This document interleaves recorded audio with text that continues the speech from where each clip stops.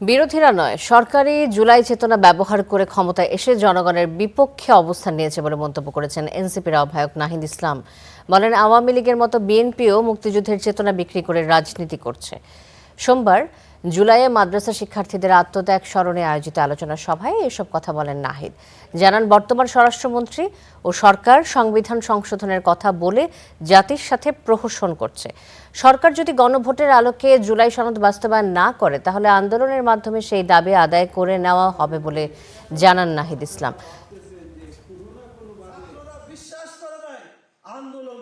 জুলাই বিপ্লবের যেই আমাদের আকাঙ্ক্ষা ছিল, যে প্রতিশ্রুতি ছিল জনগণের কাছে, নতুন বাংলাদেশ, বৈষম্যহীন বাংলাদেশ, আমাদের রাষ্ট্রের সংস্কার, প্রতিষ্ঠানগুলোর সংস্কার, সেই সংস্কারগুলো যদি আমরা চাইতে যাই, এটাকে জুলাই চেতনা বিক্রি যদি সরকার বলতে চায় তারা বলতে পারে, কিন্তু জনগণ জানে জুলাই সবচেয়ে বেশি সুফল ভোগে কিন্তু হয়েছে এই সরকার।